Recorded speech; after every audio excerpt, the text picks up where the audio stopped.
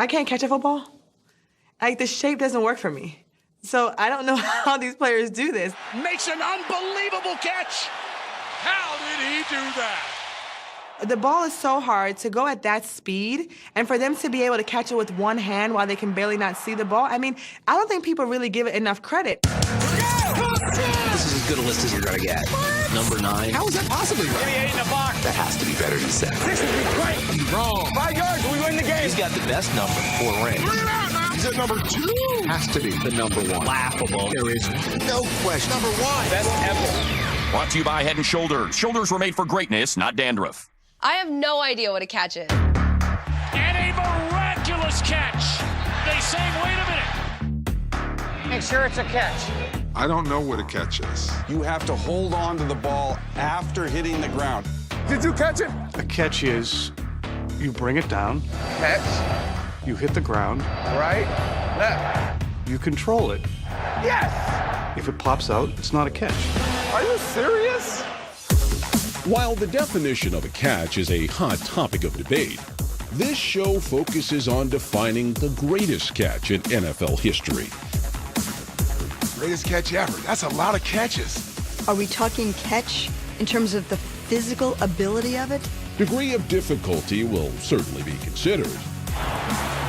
I'm gonna make the catch so nasty. Historical significance will be a determining factor as well. Jarvis Landry's catch has to be like 3rd, right? My goodness, with one hand, Landry. Do you have a Rhonda Gadsden on here? Oh, a one-handed catch. Like, do you know the one-hand catch in Oakland? Have you watched that one? John Jefferson, the one-handed catch, just spearing it. Before one-handed catches were commonplace. Ooh, I just seen it. Watch your feet. That's some good feet. It's not just being one-handed. There has to be an element of physical flair to it. He catches the ball. Goes all the way down the tunnel. Greatest catch I've ever seen. I've seen them all. That was a catch, right? He just signed a 3-year deal with the Bears. I know, it's not a catch, so it's not on this list. It's the moment of when you make that catch that really defines that catch. The catch has to happen in a crucial game. Makes the catch at the 5, touchdown. It has to have a good name. It has to have a play that you can immediately remember. When the game is on the line, when the season is on the line, when the championship is on the line. What a time to do it. Ricky throws no touchdown catches all year. I mean, those are the catches that I remember the most. The number 10 greatest catch of all time. The Immaculate Reception. Number 10? That shocks me. Looking for somebody to throw to. Fires it downfield. And there's a collision. That's caught out of the air. The ball is pulled in by Franco Harris. That is the defining play in NFL history. It's the Immaculate Reception. It's divine. How does it not go higher just based on the name? That's ridiculous. That's absolutely ridiculous. I just cannot believe that that is so far down. I would have put that number 1. It is 4th down, still 10 to go. Pittsburgh's ball at their own 40-yard line, 22 seconds left to play. When you look at the whole thing, the way he rolled out. Back goes Bradshaw. He's looking. He's in trouble back there. He rolls out to the right. He's got the cannon for an arm, and they fire it in there, and the ball comes out, and you got Franco coming out of nowhere. I think that's the first great example, that's the legacy example of knowing there's a live football and you can still make a play.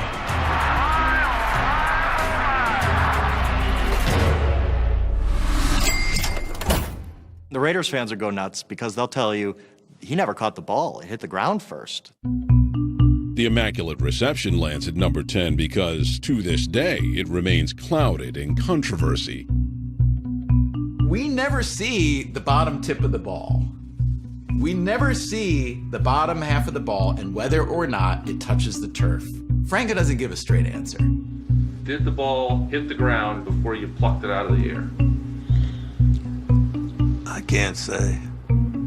I saw it from an angle from across the field. The tip of the ball touched the ground. Did he catch it? Was it a catch? Did it hit anybody? Did it hit the defender? We don't know.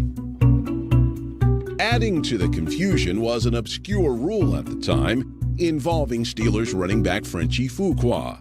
The rule stated that if a pass was deflected by an offensive player, only that player was eligible to catch the deflected ball.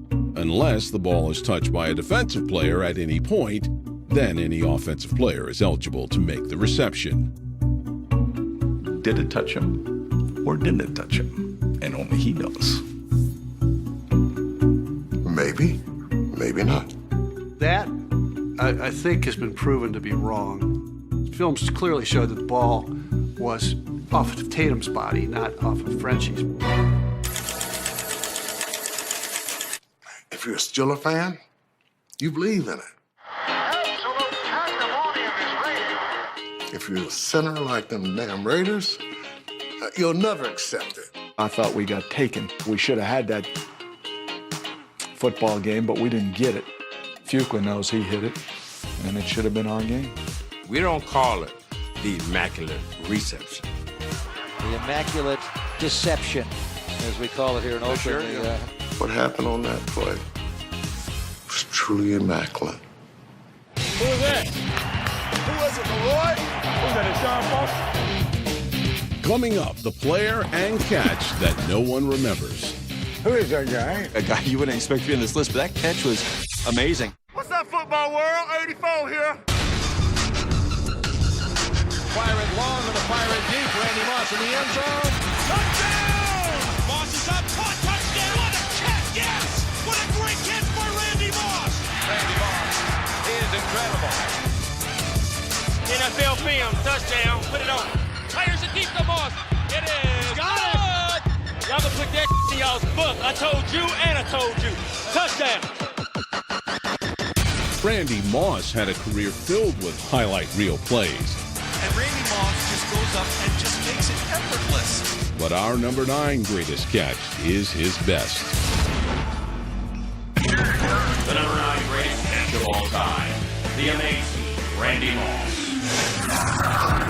You look at the body of work that Randy Moss put together in New England, it's just like going through and picking your favorite Beatles album. The one he had in 2007, going over the middle against the Colts, where he reached back across his body and brought it in. That, for me, was probably the best catch of his career in New England. He had a catch against the Miami Dolphins in 2007, one-handed with 3 guys around him. You guys find that and plop that in there. If you had Randy Moss in 2007 on your fantasy team, you won before the first game was played. While Moss was on fire in 07, you have to fast forward 3 seasons for the catch that makes our list. They get to the line quickly, don't they? Brady goes for the big ball to Moss. He reels it in with one hand right over Revis. Beat him this time. Anytime you have Randy Moss in a top 10, can you go wrong? I don't even have to say what a catch. Moss knew he had him too. He put that hand up early, didn't he? Look at that snack. Oh my God. His body is stretched out to the point where he covered 8 feet.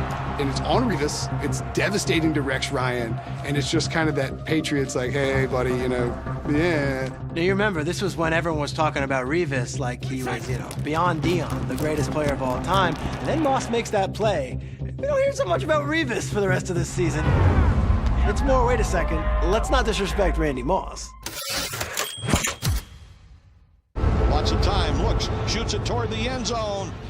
Insane. Caught, touchdown, Randy Moss. He doesn't even jump. He just extends his hand like, I got this. And Revis is like falling at his feet like, no, no, no. And he's like, I'm the man.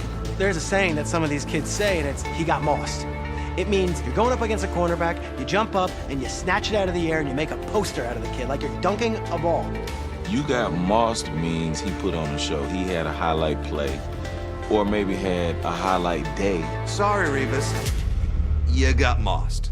The number 8 greatest catch of all time, Marty Booker underhands it.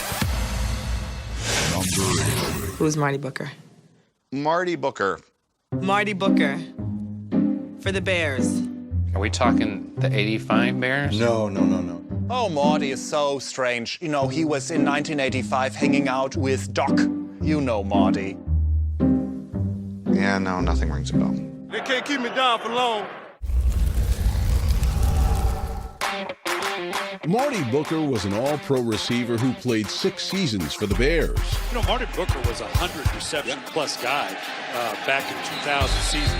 But few remember him or the catch he made against the Lions in 2008. Here's Orton out of the shotgun. Here comes the pass rush. And that one is caught with a flag. No, he didn't catch it. He didn't. Pass was ruled incomplete. Booker's catch was so amazing, even the officials had to take a second look. That ball stuck right there. You stop the presses. But what the Lester Hayes is going on with that stickum ability? The one-handed palm of that ball. That is a catch.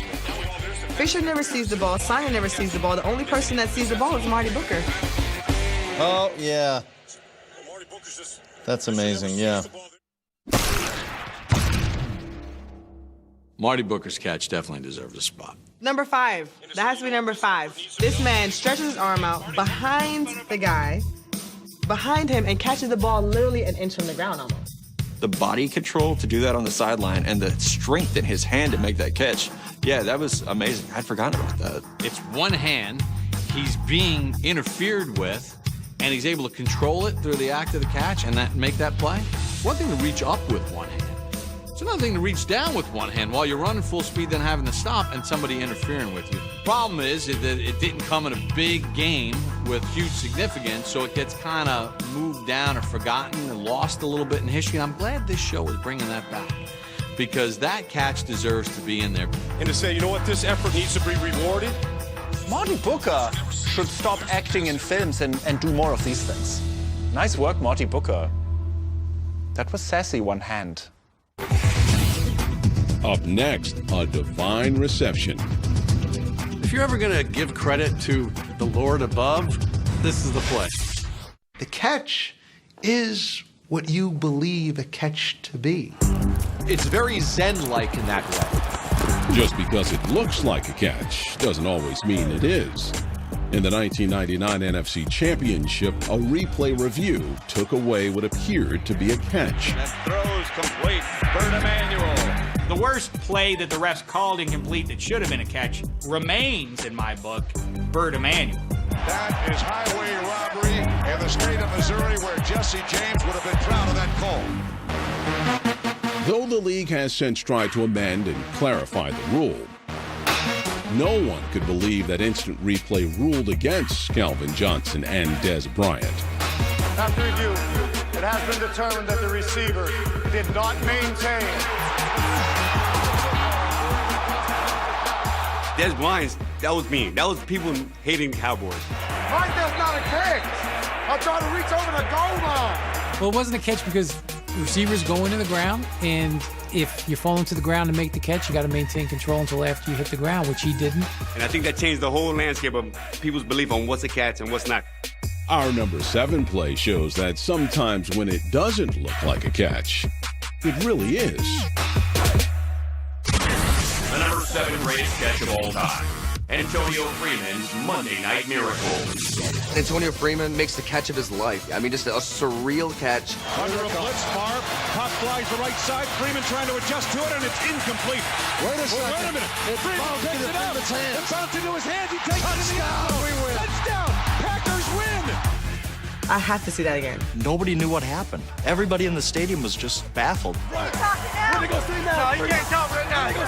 Is it a catch or is it not a catch? I still can't believe he actually caught that ball. It was certainly weird the way that catch ball just kind of popped up and was like, oh, here it is. This ball goes through Dishman's hands, and it hits Antonio Freeman on the back. Antonio has the presence of mind to stay with the football as he's laying on the ground. It never hits the ground. That's a moment of pure focus and following through. In overtime, Monday Night Football, this is what it's all about. And it just kind of goes into the lore of the greatest plays in Packers history. Al Michaels was at first baffled by the play. Lays it up for Freeman, and it's incomplete. Edward, did he make the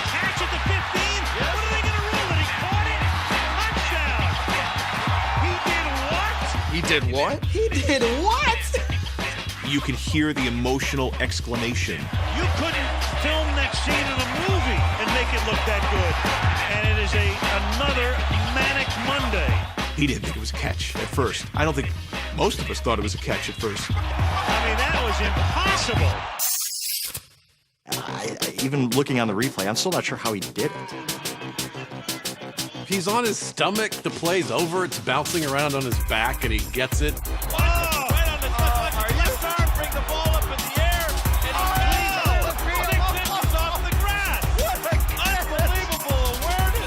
Like, how do you practice that? Who goes out of the field and says, I'm going to tumble down, have a ball plop off my shoulder, and spin around and make sure that I maintain enough focus to complete the catch on that play? The defender thinks it's over, and Antonio Freeman's on his way to the end zone. It happened on Monday Night Football. It happened with Brett Favre. So when you take all that into it, that's a top 10 catch. I don't know how this isn't number one. This is amazing. I don't know that was really that impressive from Antonio Freeman's perspective. It was just such a weird play. Antonio Freeman, I think you should come up here and protest. I don't think it's number one, but it definitely deserves to be higher. I think you should be at least top 3, baby. When players talk about they thank God or Jesus at the end, I usually roll my eyes. But if you're ever going to give credit to the Lord above, this is the play. The number 6 greatest catch of all time. Jermaine Kearse catches magic. Good left. They'll hustle up to the line of scrimmage. Under a minute and a half. And they do. Just got dancing. Russell in the pocket. Russell for Kearse, and that's broken up again. Oh, did he wind up with a football? That would be one of the greatest catches in NFL history. I don't think anyone could even believe that he caught it. It was a miracle. Well, Kearse goes for it. It's still not on the ground. It's still not on the ground. It's still. Whoa, look at that. Unbelievable. It touched his body 5 times. 5. Head, and then knee, and then ankle. I think it hit his clavicle. I think it bounced off of his liver, maybe. Once you catch a pass that bounces off internal organs, it is one of the great catches ever. Crazy. He caught it! It fell into his arms! Holy catfish! Jermaine Kearse made that great catch. I know what I thought, and I know what a lot of other people thought. How many different plays are the Patriots going to have like this? Mario Manningham, David Tyree, now Kearse. This was where Tyree had the helmet catch. This was the scene of the crime for New England. What have we done to be going towards the same end zone in the same stadium? You instantly think to yourself, okay, there really was a deal with the devil that Bill Belichick and Tom Brady signed, and it's come up. One of those horrible horror movies that we've seen a million times before. It's happening again and again and again. It felt destined. It felt scripted. I was like, oh my gosh, the Seahawks are going to win this game, and that is going to be remembered as the best Super Bowl catch in the history of Super Bowls. Hands down. Holy moly. Kearse's catch would have been higher on our list, except for one thing. Maybe the football gods were going to even things out. I think Jermaine Kearse is number 1 on that list if Seattle gets one more yard. I think that Jermaine Kearse would have been the greatest catch of all time, except Malcolm Butler happened a couple plays later. Play clock to 5. Pass is intercepted at the goal line by Malcolm Butler. Unreal. That beautiful catch, that spectacular catch, nobody remembers it because of what happened after, and it's so sad. Carroll owes him an apology. Every year should send him like an I'm sorry fruit basket, like some chocolate-covered strawberries, something, because nobody remembers it now. Oh, no! Maybe the greatest catch ever was the casualty of that play call. Because if the Seahawks win that Super Bowl, that's all we're talking about. Jermaine Kearse probably gets $5 million in endorsements. He becomes the Lynn Swann, the David Tyree, and this isn't number 6 on your list, it's number 1. That's it. Still to come, a catch in rare air. And maybe the most famous single reception in NFL history. Should I throw it? I'm going to challenge it. Before we continue, there has been a challenge on the catches of our show. Under review. Let's make sure numbers 10 to 6 completed the process. Ready, Bob? Number 10. Divine Intervention in Pittsburgh. How does it not go higher just based on the name? Number 9. Randy Moss coins a new phrase. You got lost. Number 8. Who's Marty Booker? No one remembers Marty or his catch. That's amazing, yeah. Number 7. I don't believe what I just saw. He did what? Nobody knew what happened. Number 6. I could have been a contender for number 1. Nobody remembers it because of what happened after. And now, the number 5 greatest catch of all time. Lynn Swann in Super Bowl 10. I modeled my football career after when I was playing had to be as Lynn Swann because he was just so graceful in the air. Your football career started when you were 7. It ended at 8. Football is poetry. It's graceful. And when I see that catch, I think of art.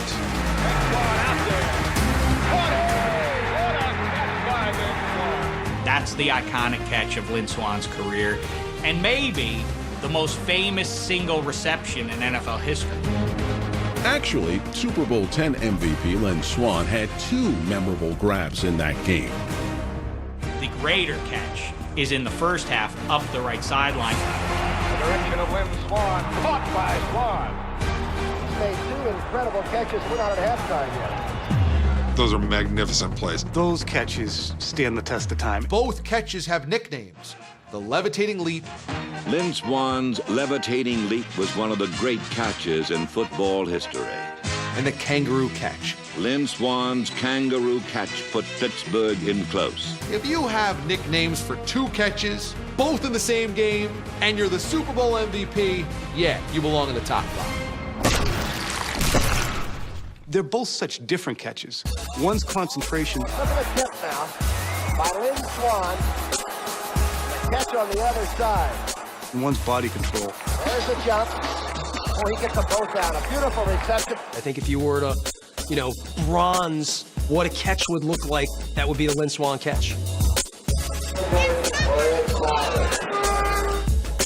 Swann had a reputation for on-field finesse with skills he learned in his youth.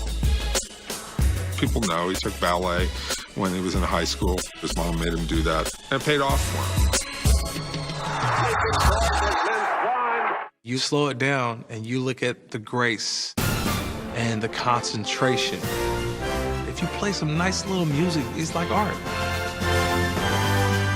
It doesn't feel as great as it does on the NFL films with the music playing.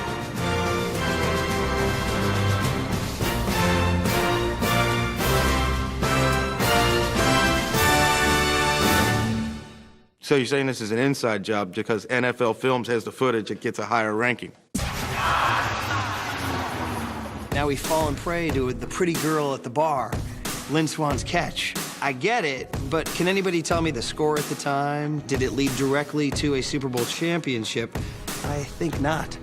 Swann's 2 legendary receptions only led to 7 points. But his 3rd best play of the day sealed the Steelers' 2nd Super Bowl win. I caught 3 or 4 catches, and hey, I just loved it. Had a great time. You know what's so funny? A lot of times these athletes that are so good, they're also like so dingy. He's like, I don't know, it's the game ball. All right, what is that you're holding right there? This is the game ball for the Super Bowl. It's all mine. They just caught 3 or 4 passes. It's like, dude, you just dominated the Super Bowl. Number 4 greatest catch of all time, Odell Beckham Jr.'s one-hander. If this is not number 1, I don't know what catch is better than this. You have to be kidding me. That is impossible. This should be the catch. That may be the greatest catch I've ever seen in my life. It's in the conversation. Way too high. If you look at the degree of difficulty and how impressive the catch was, it's number 1. It's not even close. Well, there is your play of the year, maybe of the, decade, whatever. I'm a significance guy. I like catches that matter. It wasn't a crucial catch in a tough situation. It was just a wow factor. Look at that catch. insane. Insane. I'm still getting over that one. It should be up to 3. I'd move it one more spot. You're pretty close. You almost got there. Odell Beckham Jr. turned an average Sunday night game between the Cowboys and Giants into the most talked about event of the 2014 season. It happened, and everybody was like, well, that's not going to be a catch. How do you make that catch? Oh my goodness! That's impossible.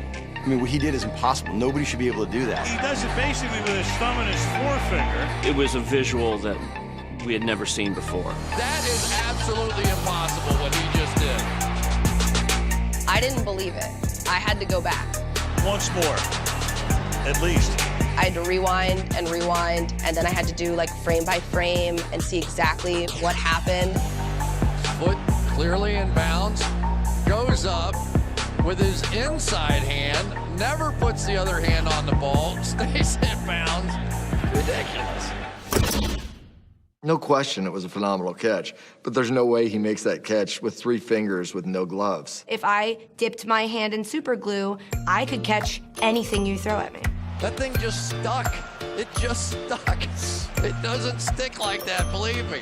I don't think that's the greatest catch. If he does that barehanded, now I'm blown away. After being fouled. I mean, he was clearly fouled on the play, and that's clean. You could have small hands, you could have the biggest hands in the world, you could put a glove on. If you can't catch, you can't catch.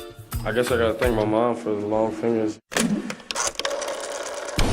His body is in a position that it's more than being a one-handed catch. He's stretched out from every limb of his, he can't get any longer. Look at his eyes even going back to that catch. Not even to mention he got fouled on the play. He's purely using proprioception at this point. What? Proprioception is just, you know where your body is at all times. Behind your back to pull it in and catch it, and then when you hit the ground to not fumble it, unbelievable. That is ridiculous. That one is right there with anything I've ever seen, so that was pretty impressive. I don't think you can put it in the same arena as the legendary catches made on the biggest stages. That catch, I don't care what, it could have been in a preseason game, it could have been in his backyard. The way that he went out there with his mitt, it looked like he had a glue trap to his hand. There's no way physically that some human being should be able to do that. That's a video game catch. Coming up, the greatest toe tap in NFL history. For import, for difficulty, that was insane. It was like he was saving a baby. Alley-oop pass to the corner. Big stay inbound, he did! Makes the catch, inbounds. Receivers have always found creative ways to get 2 feet down inbounds near the sideline, from the toe tap to the belly flop. I ain't never seen somebody keep their feet like that all the time, dog. Oh my gosh. Beautiful, beautiful play. For all of the hoofers who have ever tiptoed the sideline, none have been as dramatic as our catch at number 3. The number 3 greatest catch of all time. Holmes, Sweet Holmes. It's the greatest catch in NFL history. Goes to the back of the end zone, and it is caught for a touchdown by Holmes. It's one of the great plays in sports history. Unbelievable. Incredible. I've got a problem with this. Come on. That play should be in the top 2. Santonio Holmes is absolutely positively the #1 catch of all time. Could the Steelers do it? Could Ben Roethlisberger do it? Then they did it. Anything Steelers is better. Know that. It's a religion. Black and gold, son. I really don't understand what the debate even would be. There's one catch on the top of this list that won a Super Bowl. And the greatest catch in that most important game happened with 34 seconds to go. I think it should be #1.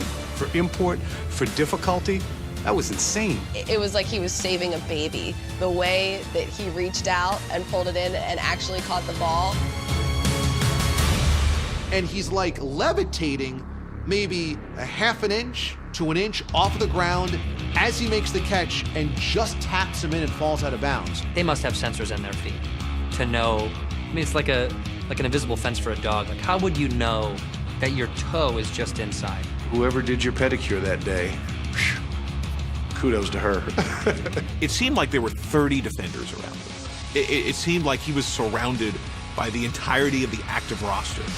You watch it in slow motion, it looks difficult. Imagine doing that with all the speed, all the defense, all the elements, the noise, everything. He made it happen, and for that, I think it's the best play we've ever seen in a Super Bowl. When he rises back up, he's a legend for all of time. Let's go. We got plenty of time to work, boys. Time to be great. Holmes also made it to number 3 because of the comeback drive he helped engineer. Who daring? I'm daring to be great right now. From that moment on, it was a Santonio Holmes show. Santonio said, give me the ball. Throws it on the run. The pass is caught. Holmes gets to the 27. So that drive really spanned over 100 yards when you think of what they dealt with. His team trails by 3. Is going to step up in the pocket and fire the pass complete to Santonio Holmes with a great catch in traffic. Pumps, fires a pass, it's caught. Running down the sideline, 30, 25, Santonio to the 10. Santonio tackle at the 5-yard line with 51 seconds to go. I have to think there's a decent chance the guy's close to gassed. He basically brought the ball down the field by himself. We need this play, man. This win the championship for us right here, man. I remember a calm came over me, and I knew what was about to happen. Throws it back corner of the end zone. Santonio with a touchdown! Santonio Holmes! I don't know how he did it! This play should absolutely be higher because not only did it win the Super Bowl, but it has greatness on both ends of it. The snap. He's back. He pumps. He scrambles around. You talk about everything that had to happen on that play. The catch was phenomenal, but guess what? The throw was phenomenal, too. Just a brilliant football play encapsulated where you got this one great quarterback making this incredible throw and putting a teardrop over the top of the defense. Roethlisberger put it into place where his wideout could get it, but nobody else could. It's a brilliant throw. It's an even more brilliant catch. But I'd say at least number 2. That's when I know whoever's picking is not a Steeler fan. What's in front of it? Seriously? Like, for real? There's absolutely no way. Still to come, what is the greatest catch in 49ers history? He caught it! He caught it! He caught it! That might have been the greatest catch I've ever made. Few teams have been a part of more amazing catches than the 49ers. In 1957, R.C. Owens introduced us to the alley-oop. This has got to be the alley-oop. There is no time for anything else. Terrell throws. He goes up. For most of the 1998 NFC wildcard, Terrell Owens appeared destined to be remembered for what he didn't catch. I don't know that I've ever seen Terrell Owens play as poorly as he is today. However, on the final play of the game, he proved he could come through in the clutch.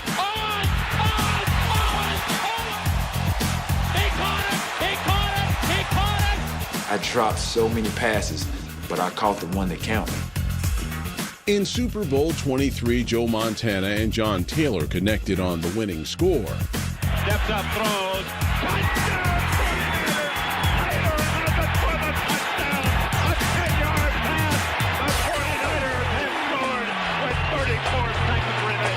But even that play can't compete with the catch at number 2. The number 2 greatest catch of all time. The catch. The catch. Number 2. Listen, you're talking to a biased observer here. Of course I'd put it number 1.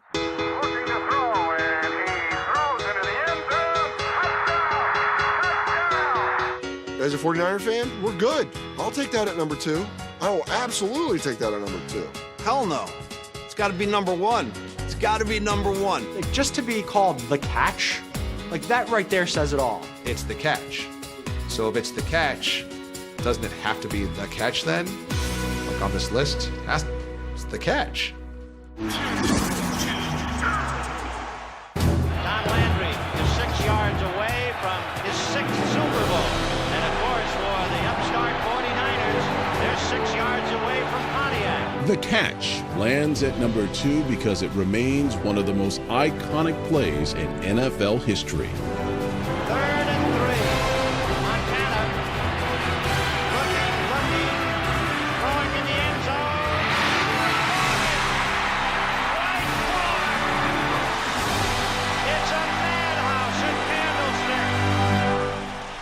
wasn't that hard a catch. I mean, we see that catch all the time. To see the catch from the back of the end zone, to see just how high Dwight Clark actually did jump. He jumped up pretty darn high. Dwight Clark is 6'4". He stands about 10 feet tall in this crowd's estimation. I remember seeing the ball coming and thinking, wow, that's pretty high. He reached up and he caught it. I mean, was it that impressive? It really truly was a fingertip catch. It wasn't like, obviously, didn't hit him in the numbers. He went up there and pulled it in. It's not a like one-handed falling out of bounds. Full body, fully extended, grabs the ball, back of the end zone. Time running out, so much pressure. Yeah, of course. It's an amazing catch. Would that even be a catch today? Because he caught it and spiked it. In the end zone, it's not dead as soon as he gets possession. Did he possess it long enough? Like, would they have reviewed that today and said, no, that's not a catch? Some people say he was trying to throw the ball away. You don't get what you want. You just simply throw the ball away. Not there, away again. I was actually on the 10-yard line at the other end of the field. I mean, I still think old Joe was throwing the ball out of bounds, but throwing it away anyway. I would have thrown it away a lot earlier than that. If I was throwing it away, I certainly didn't want to get knocked down if I'm going to throw the ball away. Was Joe throwing it away? I think Joe was putting it in the one spot he knew could either result in something good or would extend the season one more play. It's an iconic image. When you think about it, you can picture it in your mind, right? You can see him going up and how high he jumped and the ball coming in and it's almost in his hands and you know what the play is. I mean, that it was labeled the catch afterwards tells you everything you need to know. It was that good. It was just kind of an introduction to the country. This is Joe Montana. This guy's going to be around for a while. This is Dwight Clark. This is the hookup. What a play by Dwight Clark. Without that catch, I don't believe that it would have been a dynasty for the Niners. So that's why when I think of one of the best, I think Dwight Clark and the catch. Up next, #1 catch of all time. We reveal the #1 catch of all time. The most amazing, incredible, improbable catch in any football game ever. That's the greatest catch in the history of football. We are so close to revealing the greatest catch in NFL history. Good catch. But before we do, let's admire the other great catches one more time. Watch this catch. Number 10, immaculate reception or deception. He never caught the ball. It hit the ground first. Number 9, Randy Moss makes it look effortless. He just extends his hand like, I got this. Number 8, if you blinked, you missed it. You stop the presses. Number 7, Hollywood has nothing on Antonio Freeman. You couldn't film that scene in a movie and make it look that good. Number 6, most body parts used to make a catch. It touched his body 5 times. Number 5, Lynch Swann gives us 2 for the price of 1. Number 4, Odell Beckham Jr. destroys DVRs everywhere. I had to rewind and rewind. Number 3, the greatest toe tap in NFL history. Both feet down, an amazing play. I think it should be #1. Number 2, a catch by any other name just wouldn't be the same. That it was labeled the catch afterwards tells you everything you need to know. And now, the #1 greatest catch of all time, David Tyree's helmet catch. The #1 catch of all time has to be David Tyree. And it is caught. Oh my God, is this gonna be a Tyree thing? Cause I'm gonna leave. Tyree's #1. That was more luck than skill. How in the world did he do that?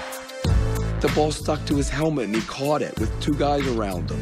Tyree had Harrison all over him. The ball was on his helmet. Greatest happenstance of all time, like greatest happy accident of all time. All it did was extend the drive. Inside the 25 and a timeout taken. There's a lot of crap that had to happen after that. Plaxico caught the winning touchdown. Manning lobs it. Burns alone. Touchdown, New York. The Tyree catch has got to be #1 because we've now been through 100 years of the NFL, and there's never, ever been a catch where a guy sandwiched it to his helmet. Never happened, probably will never happen again. I remember watching that play unfold on the field, and you thought a million times the play was over. You know, there were 4 or 5 points in time. You're like, okay, it's over here, and then it was the longest play ever. That's a great catch by David Tyree. There's the snap, there's the in the grasp, there's the great escape. Eli Manning stays on his feet. There's the balloon throw. Airs it out down the field. There's the catch. It is caught by Tyree. Look, the most remarkable thing about the Tyree catch wasn't pinning it to his helmet. It was keeping it pinned when he hit the ground. Pressing it against his helmet as he goes to the ground and not dropping it. He hits the ground, and that ball has, by every right, should have gone squirting out. David Tyree went up and somehow was able to make the catch. It's Shakespearean. Hey, this is fairy tale stuff.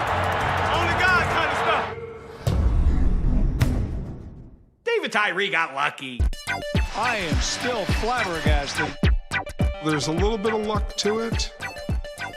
Look, he held the ball against his helmet, okay? He made that work. I think just as far as a catch goes, I think Jermaine Kearse's catch is better than David Tyree. It was tougher.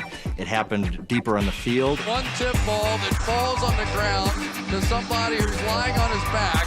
It's just that they didn't win the Super Bowl after that. It's a fluky play, a great play, but it shouldn't be held up there with the skill that Santonio Holmes displayed.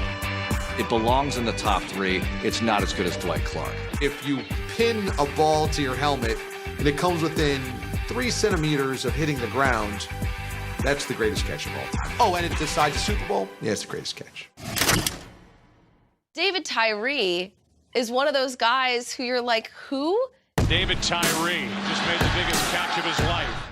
That's the only thing that we could ever possibly remember him for. He doesn't have a lifetime of stats, very much a no-name receiver. Who else would expect David Tyree to come out here and have a game like that?